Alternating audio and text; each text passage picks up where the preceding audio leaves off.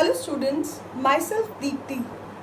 I know अभी ये lockdown period है तो बहुत सारे स्टूडेंट्स वरिड हैं कि हम अपकमिंग एग्ज़ाम्स की तैयारी कैसे करें।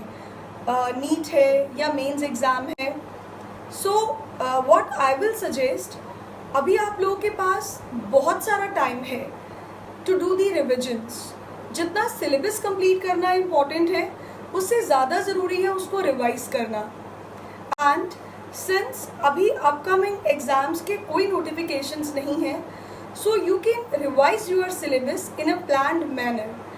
जो स्टूडेंट्स 12th बोर्ड्स दे चुके हैं, they can practise their 11th syllabus as well as 12th syllabus. जो 12th में है अभी उनके पास भी टाइम है that they can revise their class 11th topics और सब्जेक्ट्स, चाहे वो फिजिक्स हो, केमिस्ट्री हो, मैथ्स हो या बायो हो।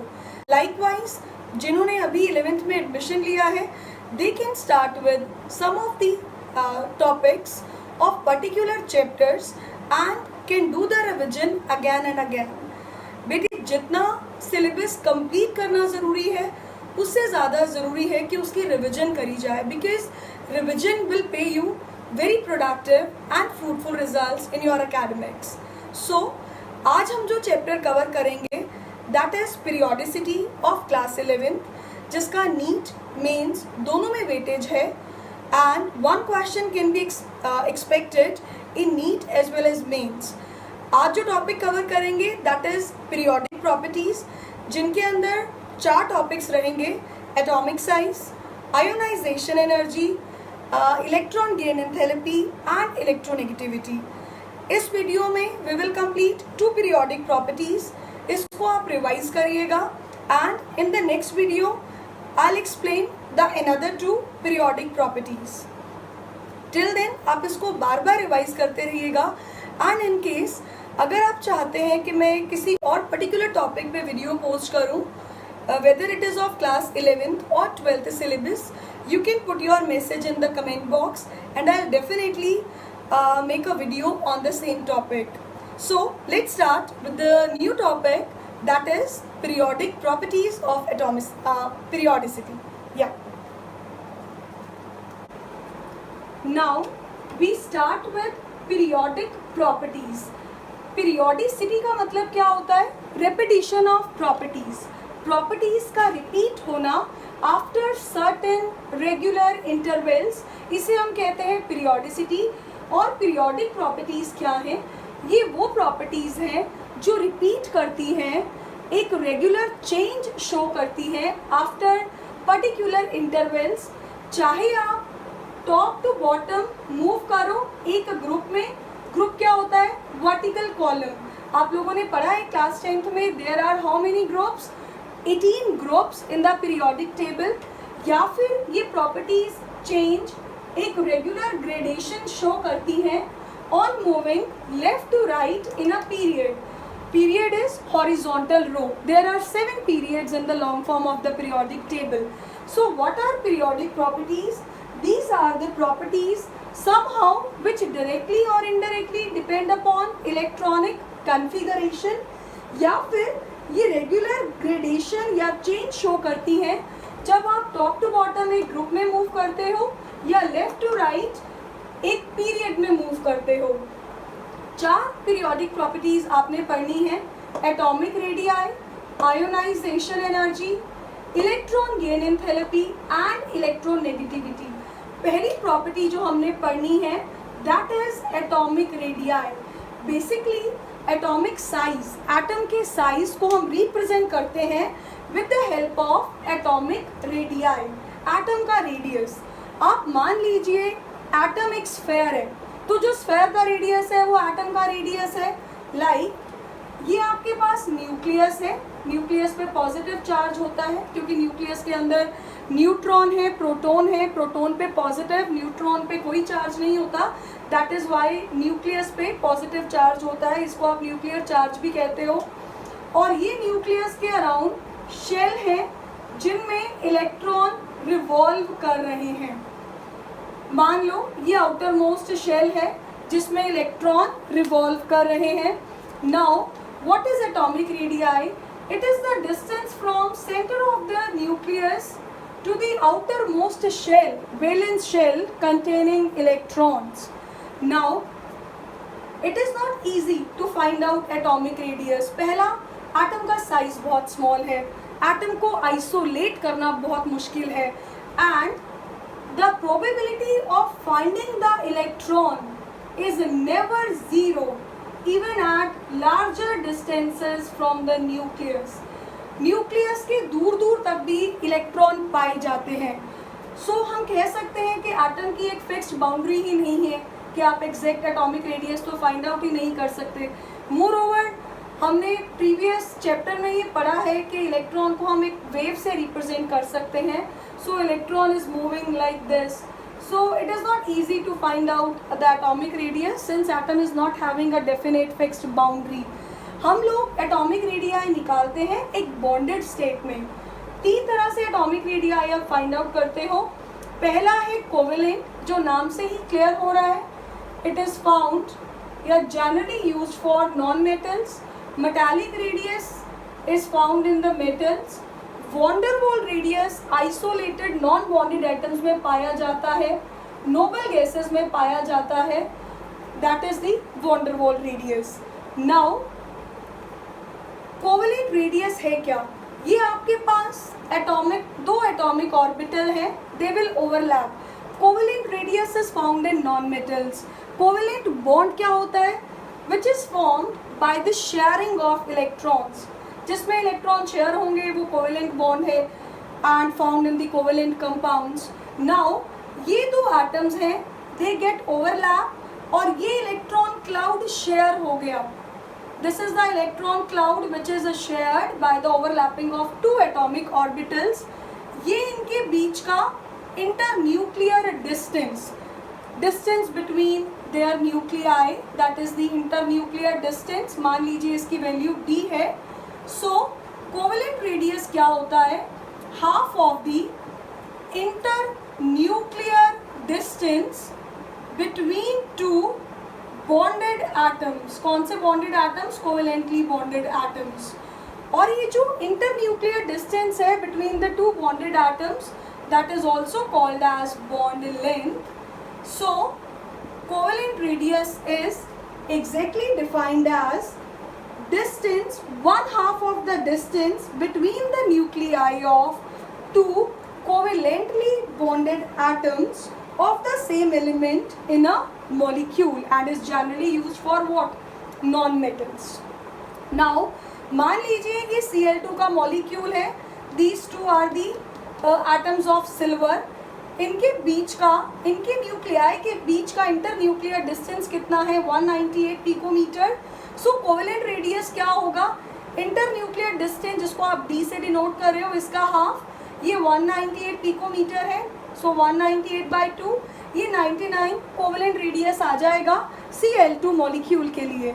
लाइकवाइज ये 2 एटम्स हैं कार्बन के, again bonded by a covalent bond. So इसका कोवेलेंट रेडियस क्या होगा? इंटरन्यूक्लियर डिस्टेंस कितना है? 154 पिकोमीटर. इसका हाफ कर दो, it would be 77 picometre. Now ये तो होमो एटॉमिक मॉलिक्यूल थे, लाइक 2 क्लोरीन सेम है, होमो एटॉमिक हो गया, एक जैसे एटम है. मान लीजिए अगर आपने कोवेलेंट रेडियस निकालना है हेट्रोडायटॉमिक मॉलिक्यूल. हेट्रोडायटॉमिक मतलब अलग अलग atom. For example HCl, for example HF, अलग अलग एटम है. यहाँ पे हमने सेम ही एग्जाम्पल कंसिडर कर लिया. एक एटम कार्बन का है, एक क्लोरीन का है. जो इसका एक्चुअल एटॉमिक रेडियस आया of these heterodiatomic molecule, the actual was 178 picometre.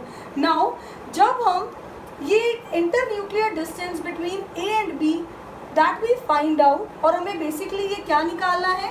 Covalent radius. किसके लिए निकालना है? कार्बन और क्लोरीन के लिए. वो क्या आएगा?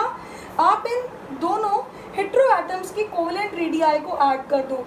Radius of A plus radius of B, radius of carbon plus radius of chlorine. Carbon का कोवेलेंट रेडियस आया 77 पिकोमीटर, क्लोरीन का कोवेलेंट रेडियस आया 99 picometre, and when you add it up you get 176 picometre. ये हमारा covalent radius आया a heterodiatomic molecule. One atom was carbon, another was that of chlorine. So Now the covalent radius is clear, that is 1/2 of the internuclear distance between two bonded atoms which are bonded by a covalent bond. This is the internuclear distance d. d का half कर देंगे आप, then what you will get? Covalent radius. So that was the first radius, which is covalent radius. Second radii जो आपको पढ़ना है, that is metallic radius. Second is metallic radius. नाम से ही क्लियर हो रहा है, metallic radius पाया जाएगा metals में, और metal के अंदर कौन सा बॉन्ड होता है? metallic बॉन्ड होता है. metal के अंदर क्या रहते हैं? Free electrons. फ्री इलेक्ट्रॉन्स की वजह से ही metals कंडक्ट इलेक्ट्रिसिटी. नाउ मान लीजिए ये आपके पास एक मेटल लेटिस है. We are discussing metallic radii found in metals. बेटे ये आपके पास एक मेटल लेटिस है. लेटिस का क्या मतलब होता है? Arrangement of metal atoms in a definite pattern. Lattice का मतलब होता है क्लोज पैक्ड अरेंजमेंट मेटल्स का. नाउ मेटल्स के अंदर तो क्या रिवॉल्व कर रहे हैं? इलेक्ट्रॉन्स तो हैं ही मेटल्स के अंदर. सो ये एक मेटल लेटिस है, and metal lattice can be defined as what? In case of metals, this metal lattice is found. Large number of atoms are closely packed and these are held by metallic bonds. These metal atoms are held by metallic bonds. So the close packing of metal atoms, इसे हम कहते हैं metallic lattice. और metallic radius आपको आप कैसे define करोगे? Again, suppose हम ये दो एटम्स को अगर कंसिडर कर लें which are bonded by a metallic bond. Metals में फ्री इलेक्ट्रॉन्स होते हैं. These electrons are attracted by the nucleus. और अगर ये दूसरे एटम के इधर इलेक्ट्रॉन्स हैं, so these electrons are also attractively held by the nucleus of this atom as well as this atom. So there is a very close packed arrangement.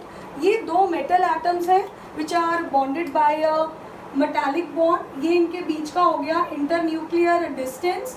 Again metallic radius is defined as half of the internuclear distance between two atoms which are bonded by a metallic bond. Which are bonded by a metallic bond.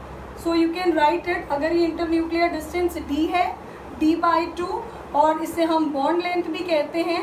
So it is also written as half of the bond length. So this is metallic radius, which is 1/2 of the internuclear distance between two neighboring atoms, between two neighboring metal atoms in the metallic lattice. And what is a lattice? Close packed arrangement of metal atoms, that is called as what? Metallic lattice. So that was all about the metallic radii.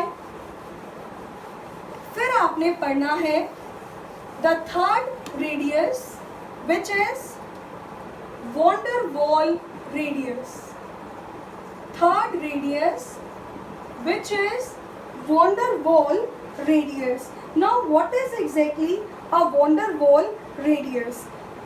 Van der Waal radius is found between non-bonded isolated atoms. Basically ये उन atoms में पाया जाता है जिनमें bonding ही नहीं है, which are non bonded. हम कह सकते हैं this is found in noble gases. ये नोबल गैसेस में पाया जाता है क्योंकि नोबल गैसेस के आइसोलेटेड एटम्स हैं. सपोज ये एक नोबल गैस का एटम है, ये दूसरा नोबल गैस का एटम है, इनमें कोई बॉन्डिंग नहीं है. नोबल गैसेस को हम इनर्ट गैसेस भी कहते हैं. इनर्ट क्यों कहते हैं? क्योंकि ये केमिकली अनरिएक्टिव है, आपस में रिएक्ट ही नहीं करती, कोई बॉन्ड ही नहीं बनाती. सो ये इनके बीच का हो जाएगा internuclear distance, which is again very large. So van der Waal radius is 1/2 of the distance between nuclei of two non-bonded isolated atoms, and it is generally found in the noble gases और inert gases, because noble gases क्या हैं? Chemically inert हैं, बिल्कुल unreactive हैं, आपस में react ही नहीं करती हैं. That is why noble gases में कौन सा रेडियस पाया जाता है, van der Waals radius. Basically जो वॉन डेर वाल फोर्सेज होते हैं ये एग्जिस्ट करते हैं एटम्स में, सॉलिड स्टेट में, and these are very very weak forces. जो वॉन डेर वाल फोर्सेज होते हैं these are very very weak forces in the nature, and the atoms in the solid state when held by larger distances, so internuclear distance इस तरह के atoms में बहुत ज़्यादा large होता है as compared to covalent bonded atoms। हम ये भी कह सकते हैं कि जो van der Waal radius है it is very large, this is a very very important point, van der Waal radius is very large as compared to the covalent radius. इसका रीज़न है, अगर हम देखें वॉन डेर वाल रेडियस किसमें पाया जा रहा है, नॉन बॉन्डेड एटम्स में, आइसोलेटेड एटम्स में, लाइक दिस, तो इनका इंटरन्यूक्लियर डिस्टेंस बहुत ज़्यादा है।